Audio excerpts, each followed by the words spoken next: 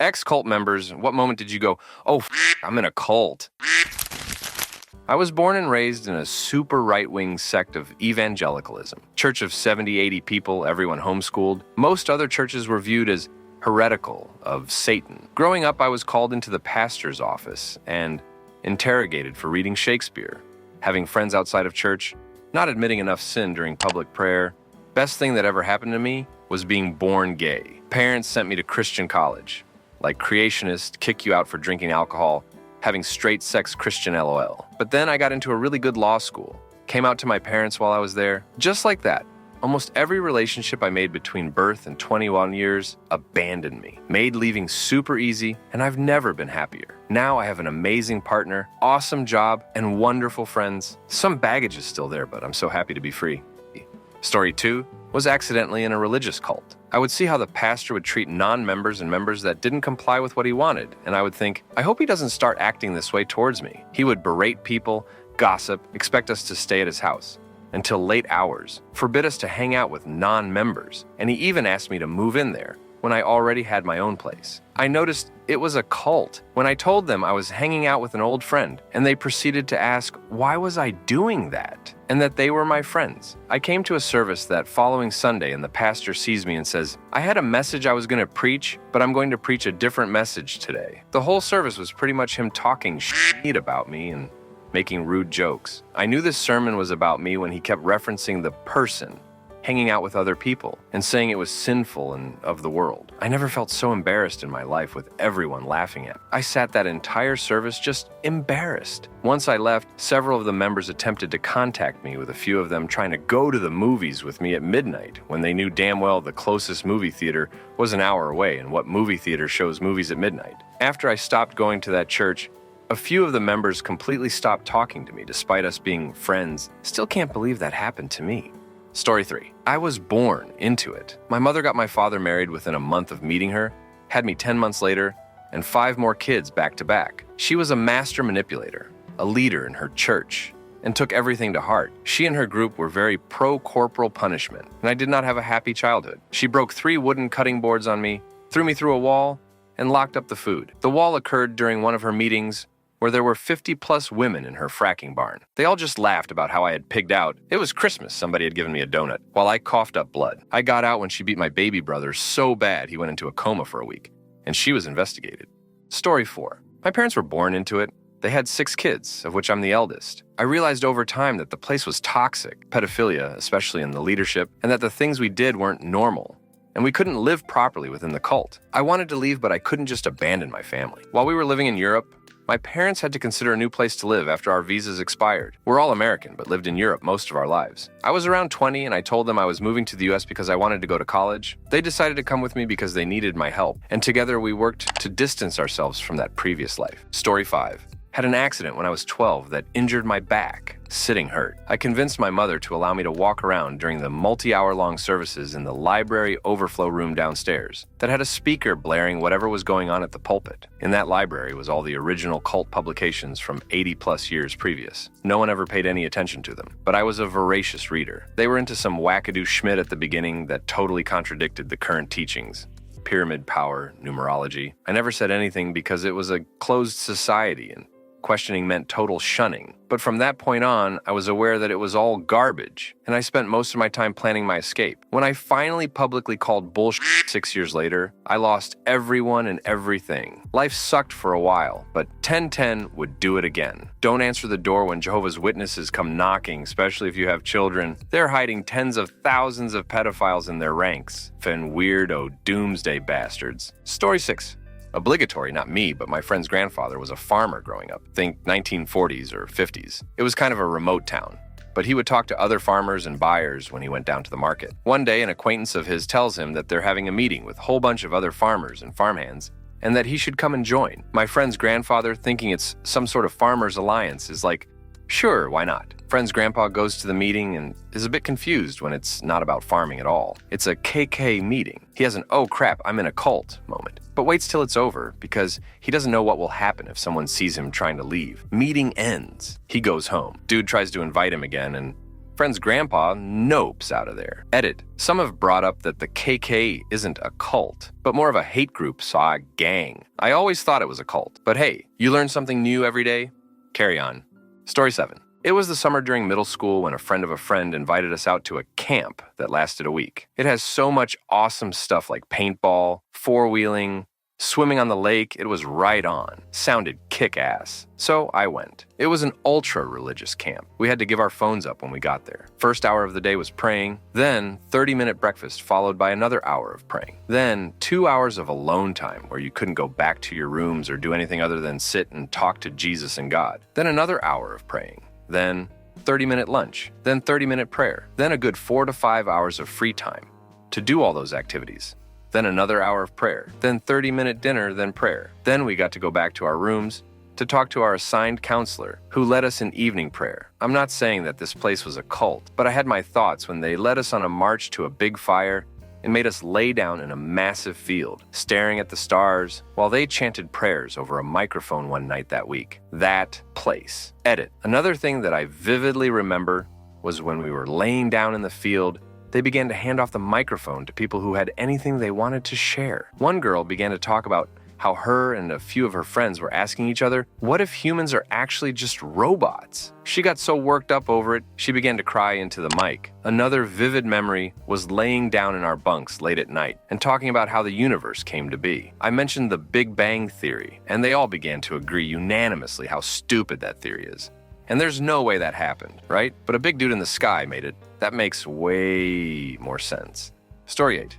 Mine wasn't a typical definition of a cult, but I realized Jehovah's Witnesses were pretty delusional by about 12, 13 years old. Took me a few more years to get out due to my father being an elder and someone who had no problem physically forcing his son to go to meetings and out in service, door knocking. Sounds like a corny fake scenario, but it took me being tough enough to fight him off. Was asked to leave the house at 17 while still in grade 12, so I did. I had a job and had an older friend to live with. That's when I realized it was, in my opinion, a cult. That you would turn on your son because he didn't believe what you believe. That you would beat your son because he was being bullied at school that couldn't stand door knocking anymore in his own neighborhood, where he encountered classmates either at their homes or as they were riding their bikes down the street on a sunny Saturday morning with me, walking with my dad in a suit and tie, with a briefcase full of maniac ravings about living forever. Story 9. I was never in a cult, but a close family friend was. This is the early 80s in the USA. My Polish parents just immigrated over, and my mother was a house sitter for a very wealthy family. Father was an ex-cop who got rich trading stocks. He was a multimillionaire. The man had 4 daughters, all around my parents' age, and they became pretty good friends. He would let my dad drive his cars and take the girls and my mother dancing and stuff. The youngest daughter, we'll call her Jay, was pretty spiritual. She met a cult leader while she was traveling in California and fell hard. They did the whole smother the newcomers with love thing really well. She was a rebellious girl and wanted to get away from what she thought was a domineering father. In reality, she was just a spoiled, silly kid. Jay never returned from her vacation, and she phoned her parents, telling them that she's staying in Cali with these people. She would only speak to my mother, father, or her own mother. She didn't want to speak with her dad or sisters at all. My father spoke with her and didn't talk to her at all about coming home. He was scared she'd recoil from that conversation. Instead, he asks her questions about how she's feeling, what she thinks of her new friends, and asks about this leader of hers. The dude is a Christ wannabe. And over the period of several months, eventually has Jay cut almost all contact with everyone back home. They get calls from his minions, of course, asking for money. By this point, everyone is horrified. After a few weeks of silence, Jay calls again. My father talks her into letting him visit. Jay's father's thrilled, and my dad drives his happy ass to Cali. Upon arrival, my dad is met by 3 men and basically shadowed by these people the whole time he's with Jay. He spends all of his time with her just talking normally, making her feel as comfortable as possible. He never mentions her family or coming back home or anything that would cause her to become suspicious of him or his intentions. Eventually, he's introduced to the cult leader, and this is where he makes his move. My father is very religious. He's Polish, and Polish people are super Catholic. He's a deacon and has taught Bible classes. And he's totally cool with me being an atheist BTW. He said he was one until he was 23-yo. He starts talking about scripture with this cult leader and begins putting him into thought traps that the leader can't talk himself out of. This frustrates the leader, and he starts getting upset. Jay is there the whole time and sees this. My father just keeps his cool and keeps tripping up this guy who obviously isn't invested in scripture, but just uses what he can to brainwash his followers. At the end of the conversation, the leader slams his hands down on the table in front of my father and storms out of the room. He ends up looking more like a child, without any real knowledge of scripture, than Christ incarnate. Dad smoked at the time, and so did Jay. When they step away for a cig, my father asks her if she wants to go for a ride. She says something like, "I'm not sure if I can." And my dad said something like, "That's not the Jay I know." This, on top of what she just saw her Christ do, was enough to smack some sense into her. She asks to grab her purse, but my dad knew if she went back inside, she may lose her nerve. He takes her hand, tells her she doesn't need her purse, and leads her gently into the car. He drove her back that day. This all happened before I was born, and I have met Jay a few times. They live a few states over. You would never have guessed that this sweet old lady would get caught up in some crazy shit like that. I have never heard Jay mention it, except for alluding to my father saving her life once. She made him cry with that one. Super sweet lady. Story 10. 3 things happened. 1. A person died from suspicious circumstances, loosely tied to the group, and none of the adults would listen to me that he did not commit suicide. 2. I started to meet those back parking lot kids at school who were into free thinking and questioning religion. Most are artists and successful, loving parents now. 3, couple those things with the fact that the youth group weekly Bible study leader thought she could actually see demons and the head youth leader was backing her up on her claims. I was pretty ready to leave when I turned 18. I did not go back. Edit. I forgot. My mother tried to exorcise demons from me when I was 18 because I came home late at 11:30 p.m. I was an AB student, had maybe smoked pot like 2X, was a virgin, and all in all a pretty good kid. I had no language or education at that point to argue that I was, in fact, not possessed by the devil, because you can't argue with crazy. She's kicked me out a few weeks later, and I stayed with a family of Wiccans before I moved to my first shared apartment. Story 11. When the High Lama snapped a crying toddler on the side of the head to get him to shut up, then demanded that children be kept out of earshot, 1,000 yards away. Great compassion, my ass. Not to mention he got drunk every night while he taught. Not to mention he said Westerners lack the discernment to judge and choose their own teachers.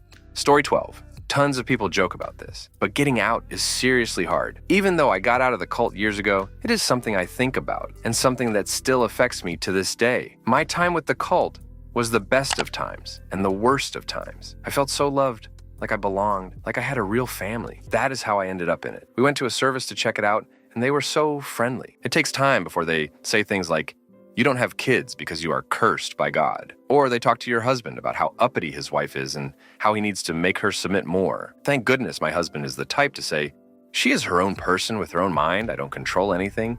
And then when you go to leave and you look around and you realize you don't have any friends except the people in the cult. You realize that the years that you have spent in this fantasy world have taken everyone you knew before and swooped them away. The people you loved like family say cruel things, and then you are shunned, and it is as if you never existed to them. It's hard, so hard. It took years and years for my husband and I to make friends, and even now we hold them at an arm's length.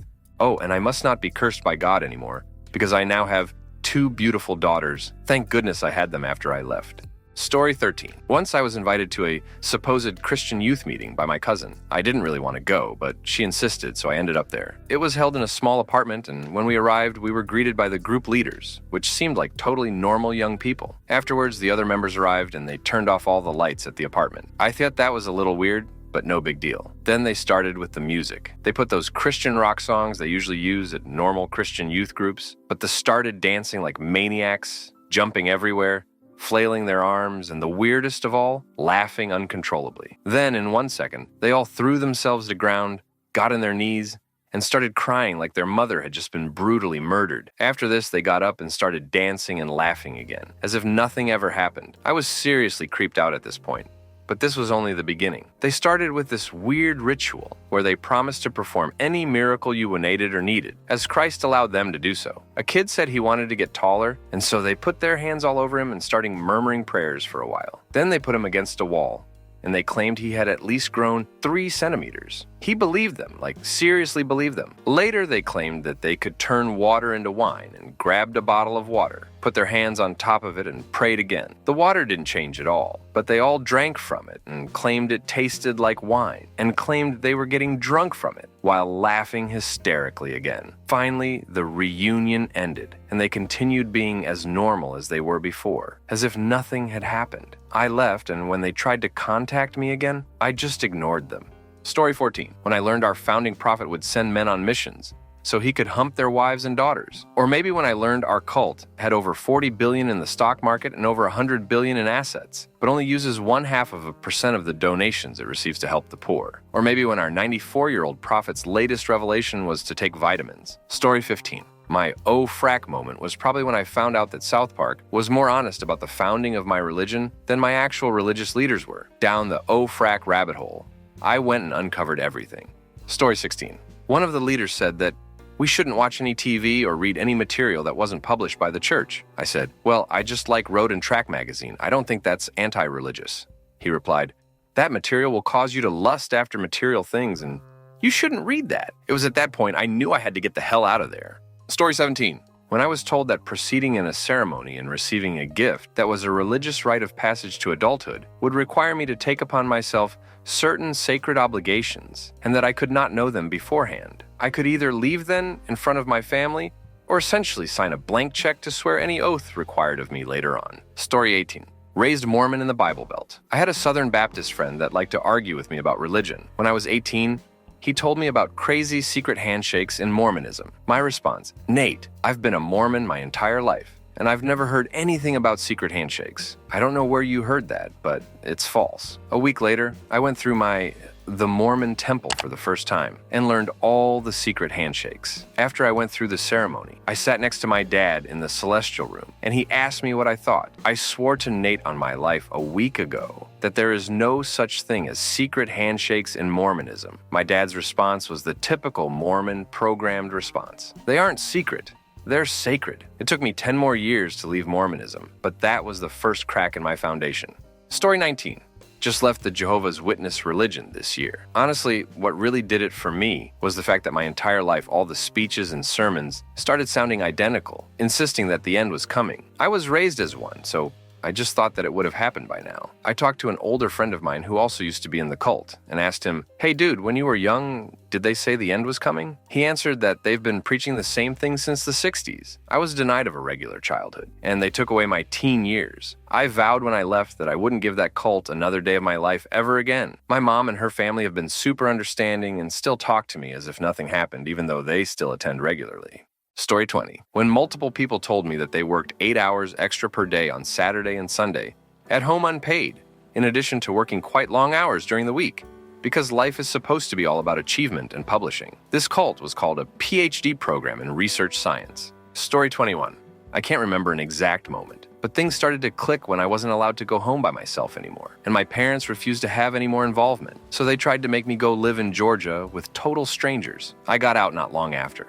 Story 22. When an assistant youth minister at my family's fundamentalist church, Church of Christ, Separatist, who had been struggling to have a child with his wife for several years, was finally able to conceive, he was so happy. He wrote a song thanking God for his blessing of a daughter-to-be. He played it for us on his guitar in the back of his pickup in the parking lot before service began. When the elders of the church heard that he had played an instrument on church grounds, they excommunicated him and ordered him to never return to the property on pain of trespassing. This was a denomination which taught specifically that attendance to church within the denomination was mandatory to enter heaven. Essentially, they'd sentenced a good man to hell for the crime of thanking God for his child. I asked my grandfather why they had done that, and he told me that the church forbade instruments because they were not permitted in the Bible. I pointed out that the harp and lyre were explicitly mentioned in 2 Samuel and Chronicles, and that several of the Psalms were specifically composed for the harp, lyre, and trumpet. He replied that there were no instruments in the New Testament, and that the New Testament superseded the Old, so anything not explicitly permitted in it was disallowed in the church. When I responded that by that logic we should not be permitted to wear pants to church, as the New Testament makes no mention of pants,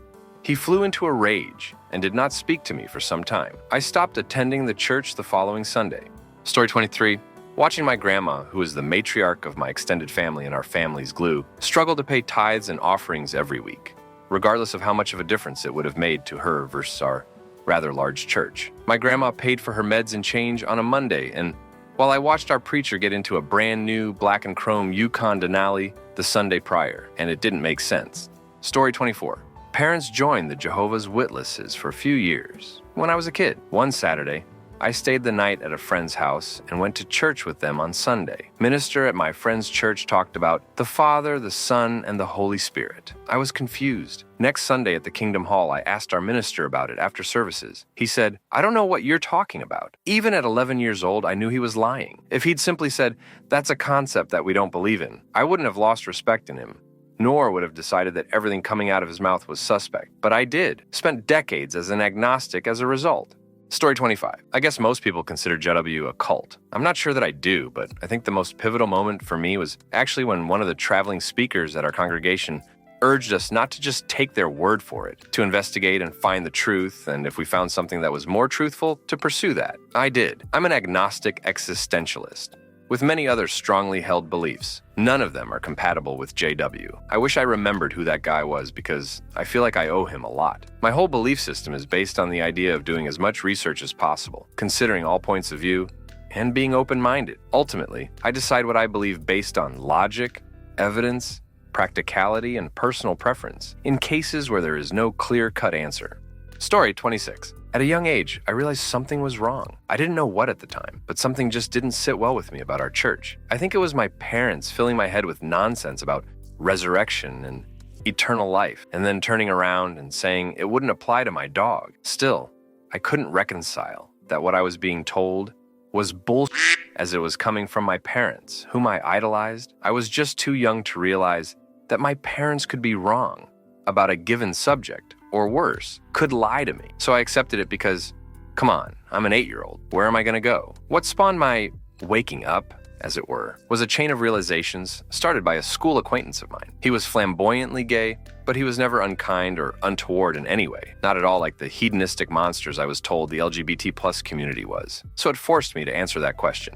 Is what I'm seeing true, or is what I've been told true? And the answer was the former. So that called into question the legitimacy of the cult and everything it had ever taught me. Unfortunately, I realized as well what consequences would be before me if I spoke up about my thoughts on the matter. Disowning, shunning, abandonment, and being labeled a traitor, just to name a few. I decided to wait until an upcoming event, the centennial of the ending of the Gentile times, insane language, Octio 2014.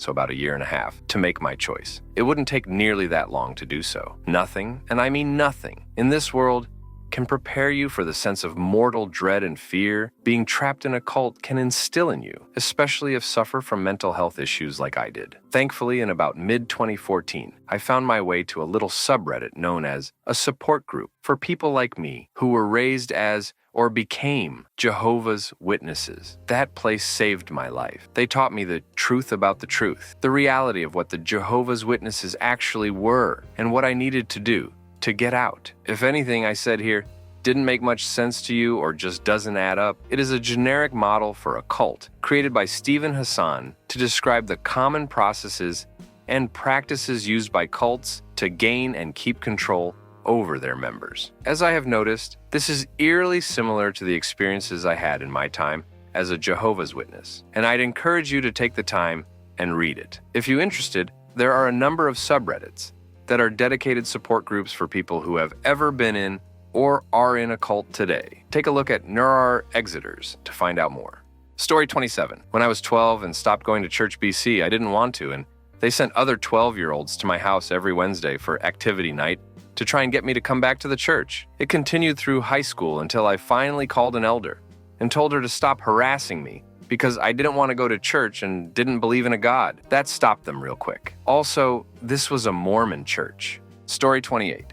So I'm not sure if this counts, but my father stopped going to the Creation Museum's church after he approached the pastor and asked why he and my brother were not allowed to have communion. The pastor told him, "I understand your concern, but we feel that since we don't know how good of a Christian you are, you and your son shouldn't be allowed to partake in communion, as it may contaminate innocence with your sins." They also demanded a huge amount of tithe and insisted at the time that any church other than theirs may not always be true Christians, and that going to churches other than theirs was wrong. They also insisted that people attending the church should also visit the Creation Museum, and if you questioned anything in the museum, it was sinful. They also told my dad and brother that unbaptized children shouldn't be near baptized children, presumably for the same contamination reason. We were just talking about it night before last, and my father said, "I swear to you that's a cult in the making. Haven't been there since." Also, my cousin was involved in the Mars Hill Church in Seattle. He was involved with a girl for over 2 years, planning on marrying her, etc. Eventually,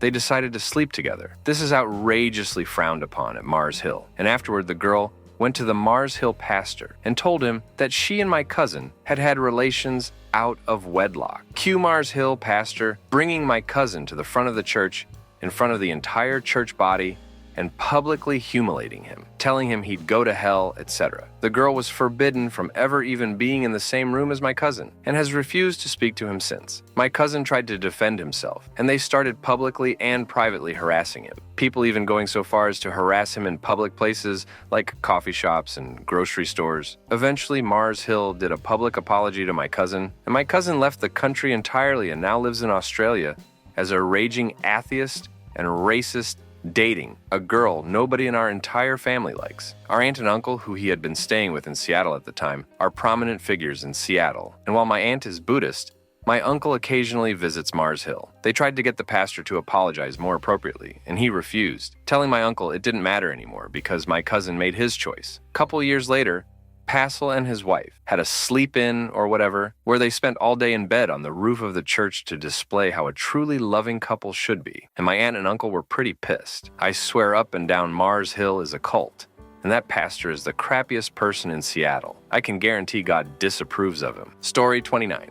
When I realized ever since I was a kid, I had been railroaded towards getting married and having more kids in the organization. Everything I was ever taught was how to be a good wife with sewing and quiet journaling and crafts with no encouragement for my dreams of being a scientist. Once when I was 14, I said to a leader that I didn't want kids and wanted to be a scientist. And I remember the exact words, "Well, when you decide you do want to have kids, remember that that's the greatest calling you can have." When I got older, I did some research and compared it to the approved resources. I found a lot of lies and cover-ups they taught and found the truth disgusting. Story 30. When I wasn't good enough. It wasn't enough that I showed up, paid money, and contributed to the group. There was always this hint of disappointment that I couldn't bring in more people. Through subtle hints like, "You can bring other people if you'd like. We'd love to be able to save your loved ones." To, "Why don't you ever bring people in? Your loved ones deserve to be saved." And people who were social and outgoing were described as the most desirable people to invite into the church. My pastor straight out said, "We aren't going for then loners you see sitting alone at lunch. We need to go for the social kids with groups of friends all around them. It's our goal to save as many people as possible, so we need to go for them." Story 31.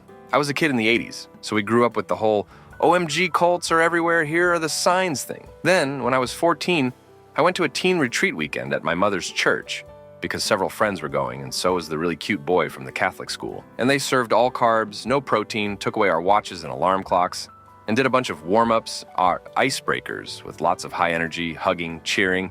Everyone's awesome vibe. I left because cult, but I was bummed because that boy was seriously cute. Story 32. When they kept taking more and more of my time, it got to the point where I realized my church viewed everything outside of church as evil or a complete waste of time. I knew this was untrue and a miserable way to live. Once I realized how miserable I was, the rose-colored glasses came off and it all fell apart almost immediately. Mormon BTW. Story 33. Every Monday, Wednesday, and Friday, attendance for the meeting was mandatory. Every Saturday from 9 a.m. to 10 p.m., we had to go to the event in uniform, rain, or shine, twice. While I was there, we were bussed across into Montana to go before crowds of thousands, most of whom screamed at us. It all centered around this one guy who called the shots, but he had lieutenants who did his bidding and would occasionally lead us. It was pretty demanding, but it seemed pretty fun. Lots of camaraderie, but all my friends who hadn't joined up thought it was pretty weird and a lot of work for no clear benefit. But besides that, marching band was a blast. Story 34. When my then husband hit me, and the people who were always so supportive said I can't divorce him. He hit me one time. I went to My People for advice. Their answers made me look up the business. It was a deep rabbit hole. Amway, back then called Kickstarter, is a huge cult, one you are really in, not just selling stuff. You are in the midst of one of the biggest cult in the USA. No TV, no entrant, no music. Seeds outside from Christian music and business seeds. Women can't be with a man alone, only side hugs, only skirts. The business has its own language. The sleep deprivation is crazy. You have to ask for advice about anything. Want to buy a toaster? Have to ask your spline. What will they tell you? Put the bread in the oven?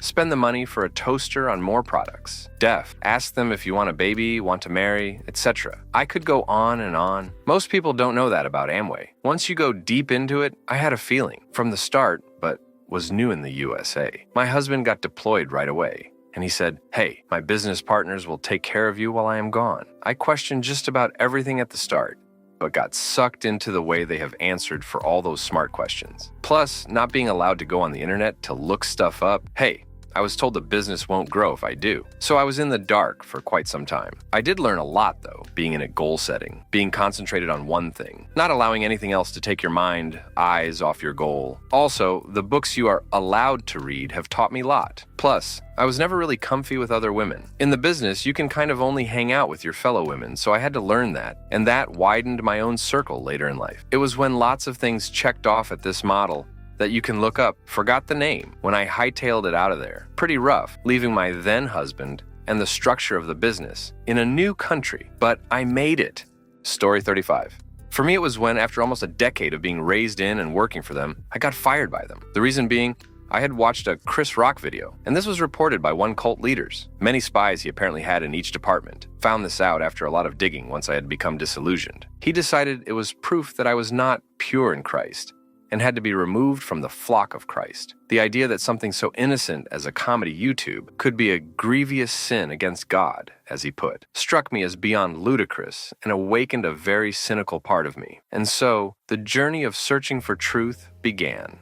Story 36. I was part of a cult church when I was invited soon after I started attending school at UF. Since I was looking for a church to attend, this worked out great. I was invited by a real nice guy and started attending every service, getting to know everyone and making great friends. The services seemed to be a bit extreme, a little too fire and brimstone, but I decided to ignore that and focus on what I agree with. I started getting a little uncomfortably when they tried to make me recruit people on the street, but I really felt uneasy when they said I shouldn't hang out with my friends that followed other religions and even family members, because they're not good influences. Despite all of this, I kept going mainly because of the people there. It wasn't until my sociology class did a unit on cults and how they work, being nice and friendly and then trying to separate people from their friends and family, so they won't be persuaded to leave. After that, I decided to stop attending services, although I stayed in touch with some people. It's a real shame because most of them are born-again Christians and don't know that a real church isn't like that. They're great people, just lead by the wrong person. Story 37. When I did an internship with their Bible college, read 5 days a week, 8 to 5 of free office labor, then expected to also serve the church for the youth group on Friday night, 6, whenever cleanup finished, usually 11, after being there since 8 a.m. Saturday night church, 5-8, and 2X's Sunday service, 6 and 12. I also tried to work in my spare time so that I could afford the fuel to drive there every other day and eat. But then I started getting in trouble for not tithing, plus missionary offerings, plus building fund offerings, plus. Oh, and I was late one Saturday because my actual paying job needed me to stay back 30 minutes. Well, they called for an exorcism. I had been taken over by demons, and serving the Lord wasn't my priority anymore, despite the 50-60 hours a week of free work I was giving them, while paying for Bible college, which was 2 nights per week. So I left, realized I was gay, and lived happily ever after. They only stopped chasing me when I changed phone number, blocked them all on social media, and moved house. Story 38. When things started to make less sense as I grew older, started to find serious plot holes in the holy doctrine of the cult. No one would answer my questions. I was punished a lot for being a rebellious kid, just because I wouldn't participate in activities without questioning them. Everyone outside the cult was evil, a slave to the system, including former cult members. When my older sister left, I remember crying hysterically because I'd been told that backsliders go to hell. When I had school friends over that weren't in the cult, back before the cult forced all cult children be pulled out of public school and into homeschooling. School friends were weirded out. Went to school friends' houses and noticed they had everything I was told was evil to have, such as movies, books, stickers, etc. We could only listen to watch media, produced by the cult. Some old PG movies were okayed after careful screening. When I got a hold of some material written by former cult members, laying out its horrible history and talking about life outside, when I realized all the sex stuff wasn't normal, when the son of the leader tried to kill his mom for sexually abusing him throughout his childhood, killed his childhood babysitter instead, then killed himself. I sat in commune meetings, reading a statement denying the accusations, condemning the son as insane and going to hell, and mourning the death of the babysitter. Like, you guys, the stuff his accusations were based on were all documented. Literally, it's all on paper, pictures, recording. I think that day was the day the last bit of my faith died. Thankfully, my family left the cult soon after. Story 39, when I realized I was afraid of doing outside research on the religion, cult, I was raised in. I was afraid I'd be allowing Satan to control my mind. Once I did research it, I realized that for so many years, I thought I was thinking for myself, but I was really just being controlled and told what to think and do. And then it further intensified the realization I was in a cult when my whole family turned their back on me and started shunning me because I stopped believing in their nonsense. Story 40. Months after I left because of being gay, which is another story, I was sitting in a domestic abuse workshop at my college because I had some time between class because I like to learn new things. I sat there and realized I was abused, and the source of my abuse was mainly due to our religion. I did extensive research since then and seen that they cover up child sexual abuse cases. To show the hypocrisy, they will remove and shun couples who are not married, who they suspect have sinned. Yet they require abuse victims to have 2 witnesses. My family cut me off entirely and refused to look at me if they see me in public. They've threatened to call the police on me several times, once for attempting to attend my grandmother's funeral. They do all this so 8 men can live in upstate Nye in their new mansion of a facility they call Bethel, their world HQ, all on the backs of sheeple who volunteer to contribute, while also being discouraged from higher education and working full-time jobs. They are evil people in a beautiful facade. Story 41. So for a while I did hot yoga once a week. I'm a guy, don't get me wrong. I think yoga is great and has many mental, spiritual, and physical fitness benefits. But some of these people really take it too far. One time before class, the instructor asked me why I was doing yoga, and I told her that I liked it in conjunction with weightlifting, running, golf, softball, and hiking. Then I schmit you not, she says, but all you need is yoga. You don't need those other things. I looked her in the eye and said, but I like those other things. I still did the class, but yeah, yoga is pretty close to a cult sometimes. Story 42. My parents were in this religious cult that always asked for crazy amount of donation. It even sent families out to pioneer for the religion. We were one of the family. Then, coming to Canada, and we had financial immigration issue. The organization immediately distanced us. Only then did we realize this was not what we thought it was. The way they motivated people was like any cult I have heard of. Story 43. When I was 14, I was put in on speech fast. I could not talk, and if I did every sentence I spoke, I would have to do 5 push-ups. I could not eat with my team, I had to skip meals. I was put in a prayer room when my team was going out for fun events. Prayer room was essentially solitary. I was on speech fast for 5.5 weeks because I could not memorize James to a 90%. During that time, they forced me to talk about my prawn addiction. I did not have one. They forced me to tell my parents via phone call that was monitored. I was forced to do demolition on an old VA hospital that they owned in Little Rock, Arkansas. I'm 31, and I still have dreams of that place. Story 44. My grandfather was getting involved in Scientology when he was in college. He says he left after they told everyone to mistreat someone who had left the group. Apparently, they taught him some good meditation and self-confidence exercises. He's happy with what he got out of them, but glad he didn't get too deep.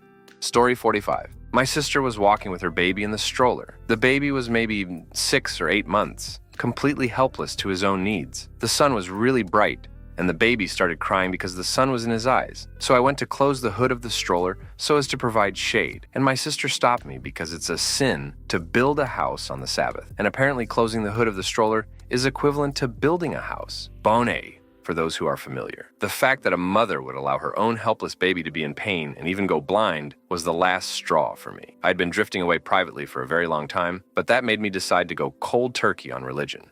Story 46. Not really a cult, maybe I'm still indoctrinated, but had cultish behavior. Realized I need to leave when a guy was spouting BS like, avoid interacting with atheists at all costs. Especially white people. I'm brown. I thought, hey, my white friends are actually nice. What the hell is this guy talking about? And left. Story 47. I had a few nails in the coffin, so to speak, when I discovered that my neighbor, Sri Galim Dasa, was a notorious child molester. When a Swami backhanded a new devotee, and I was chastised for mentioning it publicly. When people would disappear in the middle of the night, and I'd never see them again. And when it was always the fault of the people who left, never the ones who drove them out with mistreatment. When a group of young adults who had been raised in it threatened to storm the temple if Dhanurdhara Swami, who had allowed so much child abuse to occur directly under his watch, were allowed to give classes and lectures there anymore. When I realized that there was absolutely no appropriate or effective way to address any grievances ever. I think this was really the one that did it.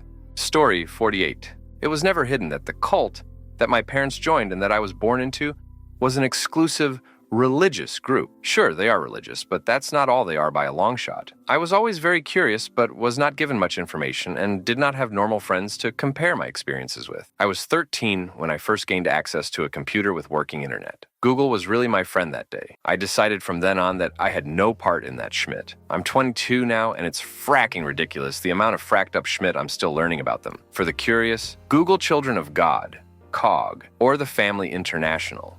Story 49. While I wasn't in a cult, I was part of a community that recruited leaders with cult-like tendencies. Like others in the thread, my wake-up call happened after they repeatedly said from the stage, "We encourage you to question everything." But when I began to question the details of their belief systems, they told me to stop it. Obviously, I left and had to restart my life. Edit a word. Story 50. Not me, but I deprogrammed my old Jehovah's Witness college roommate. He wouldn't shut up about it. He threw my Bible away and replaced it with their book. So I spent 3 months deprogramming him. He's officially shunned by his family, but he's happy to be with his older brother who had previously been shunned. Story 51. A little late to this thread, but whatever. A friend's mom was raised in a cult, and they thought that she was the Messiah. Obviously, she noped out at age 18, and now is a wonderful parent and a successful scientist. Story 52. When they followed me to the bathroom, I literally went into the stall, prayed to God for some sort of sign that my suspicion that I was in a cult was correct, and I wasn't just crazy paranoid, opened the stall door, and saw that they were right outside of it, waiting for me. That was my sign. Story 53.